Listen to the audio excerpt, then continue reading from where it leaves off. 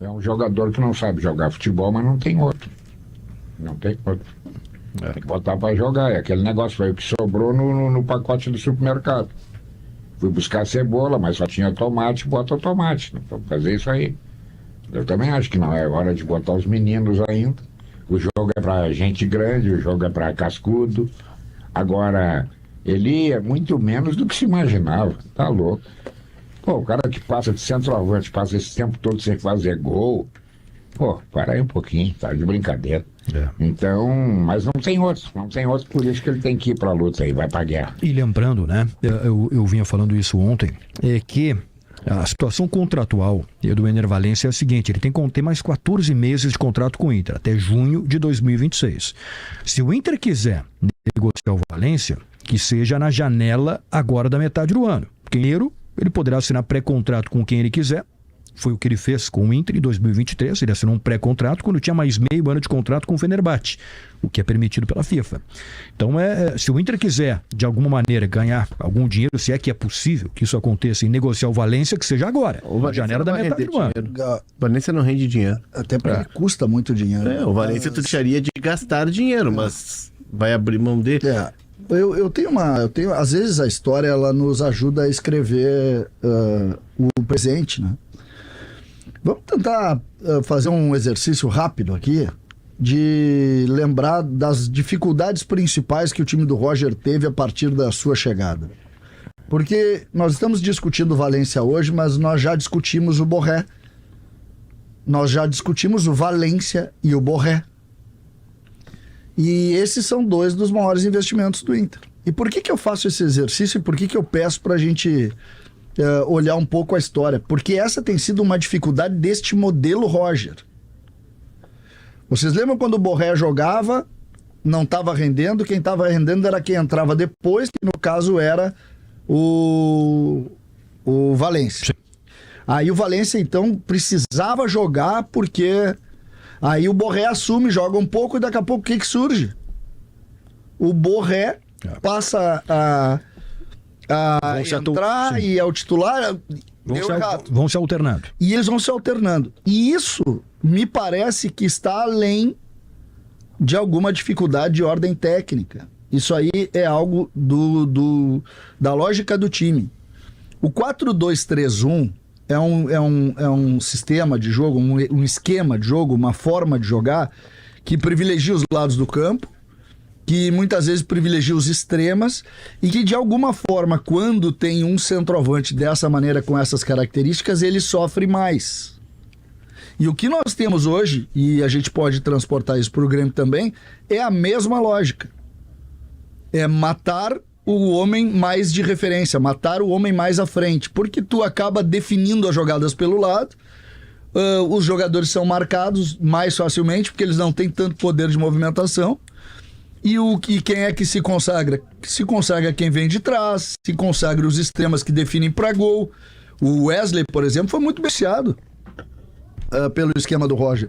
Nesse momento não está conseguindo fazer gol, mas ele foi beneficiado. Então, eu não sei se o problema... Eu confesso para vocês, se vocês não quiserem o Valencia... Manda para a Arena? Meu querido Potter, se vocês não quiserem o Valencia... Sérgio Cidade Dias se habilita... Dá pra fazer uma troca do Valencia pelo Braithwaite? Vou ligar pro Rossato, vou dizer, Rossato, me serve o equatoriano. Em janeiro dá pra assinar pra Me serve o equatoriano. Entendeu? Porque o equatoriano, ele é, de vez em quando, meio alienado, sabe? Meio faz o gol, né? Guerrinha faz o gol e não sabe se fez ou se não fez. Meio sem sangue, assim. Mas é um sem sangue que me serve, porque eu tenho uns sem sangue que são ruins, entendeu? E esse não é tão ruim. E aí, Potter? Bom dia a todos. Tira o Valencia do time ou não tira o Valencia do time? Especificamente nessa partida eu não tiraria. Tá. Especificamente nessa partida. Sabia que o Potter é dividido com relação à paixão pelo Valencia, é amor e ódio? Sabe que não deu nem pra ter paixão ainda dele também, mas eu tô muito longe do ódio. Eu acho que bom jogador tu recupera. É isso que ele é bom jogador, né? Bom jogador tu recupera. É óbvio que ele tá acima da média no futebol brasileiro. Tô falando pro futebol brasileiro. E também não é dos melhores no futebol brasileiro. Mas bom jogador, o papel do Roger é recuperar. O papel do Kudê lá era fazê-lo jogar. Aliás, foi o melhor momento dele, né? É isso que tu faz. Claro que o cara tem que querer. Eu acho que faz parte da percepção. Porque o titular do Roger, quando os dois estavam aptos, era o Borré no ano passado, lembra? foi a melhor fase do Borré. Só que esse ano ele já teve 2 lesões, né, Borré? Talvez a terceira, não lembro. Ele teve 3, mas contando o ano passado. Pois Teve é. 2 esse ano. Esse é o titular do Vocês Roger. perceberam que as individualidades e o bom momento do Inter do Roger, pela característica do time, eles aconteceram num recorte em que o Inter não tinha tantas competições. Não, domingo. Claro. Domingo. O melhor momento do Inter, a retomada do Roger, e foi assim com o Mano, e foi assim lá atrás, é quando o time joga de domingo a domingo. Quando isso aí. começa a jogar domingo e quarta, pela característica de jogo, pelo Pressão nível de alta. intensidade. Não tendo intensidade, a bola não chega pro centroavante. Não tendo aquela marcação alta para roubar a bola e acionar o centroavante. O Valencia tem vivido de muita bola viajada. Ele tá recebendo muita bola no pescoço. E não é a característica dele. Por O Inter isso- também tenta fazer um jogo de aproximação, avançando o bloco. O Valencia é o cara do espaço. O Valencia, assim, se a gente for olhar com lupa os jogos, quantas chances assim, de gol ele teve? Teve Palmeiras? um jogo agora recentemente. Palmeiras, ele teve chance. Ele teve 2 oportunidades. O jogo do Palmeiras. Ele Palmeiras já tinha tentado o jogo. Mas assim, jogo. ele perde 2 gols no Grenal. jogo. Não. Grenal Não, também. a defesa do Volpe é boa. né? Não, ali é a defesa do Volpe, né? Mas tem Porque ali que ele faz matar. o movimento certo. Porque ele bota Antecipa. até pro outro lado, né? Sim, e vira o pé ali. É o movimento de quem conhece. O problema do Inter não é o Valencia. O Valencia seria a solução do Inter. Um jogador dessa hierarquia, um jogador desse tamanho, um jogador que tem uma trajetória como ele tem, no Inter ele não é problema. Sim. E aí, Diogo? Eu acho que o Valencia, ele é uma questão que tem que ser discutida assim. Ele foi contratado para ser um cara absolutamente decisivo e tem alguns momentos decisivos, ou melhor, vários momentos decisivos que ele não decide. Claro que em jogos assim mais pesados, como bem disse o Léo, a chance aparece poucas vezes, independentemente do cenário do próprio time, do seu próprio time, né? Mas quando a chance aparece, o cara que é contratado para isso, ele tem que ser medido por essa régua. Eu não vou medir o Valencia pela régua do alemão, independentemente da característica. Eu vou medir pela régua do Valencia, o cara de Copa do Mundo, que estava na Turquia, veio sendo campeão numa fase boa da carreira, não veio em reta final de carreira. Essa é a régua que eu vou oferecer para o Valencia. E aí, nesses momentos aí, o Inter, para ganhar do Maracanã, precisou colocar o Raikkonen. E o menino fez um gol, inclusive. O Valencia não fez o gol, às vezes o espaço não vê, ele tem que buscar. Alguns jogadores de hierarquia, eles têm que tentar, quando a parte coletiva não vem, tentar resolver, porque essa é a régua deles e eu acho que o Valencia não está O conseguindo. Raikkonen, ele faz o gol que é anulado, né? Enfim. Isso. O gol do Gustavo, mas é isso aí. Ele faz um gol anulado, depois o Gustavo... O que maltrata é a apatia. Não dá pra ser apático, né? E aí, acho que é isso que tá Borré não é, pegando. né? Que Borré não é. mal... Uma fase de atacante é uma coisa muito comum, inclusive com os melhores do mundo, né? Um dos maiores centroavantes do mundo foi ganhar o primeiro título da vida dele antes de ontem, Harry Kane. né? Enfim, Outra realidade, né? claro que ele sempre ficou ao lado de bons jogadores, né, que serviram Sabe bem. que essa ideia do Léo de o Inter melhorar a partir dos jogos domingo a domingo, né? Ou domingo e domingo, melhor do que a domingo, parece que jogou todos os dias. Porque todos os anos o Inter parte dos fracassos para a evolução no final do ano. Sim, era aquele círculo que o Inter queria quebrar, né? Tinha o fracasso, Perdi Gauchão... tinha o fracasso, perdia Gauchão, Copa do Brasil e a competição sul-americana que estava jogando, ou às vezes até nem jogando, e a partir dali fez isso com o Cudê, fez isso com o Mano e fez isso com o Roger, né? Sendo que o Cudê jogou 2 competições naquele momento. Porque tinha Na real, tá aparecendo exatamente. Tem uma coisa que precisa ser observada: é a tabela do Brasileirão, tá? Quem enfrentou quem? Esse é um asterisco pro Inter. O que cada time que tá na tabela do Brasileirão enfrentou.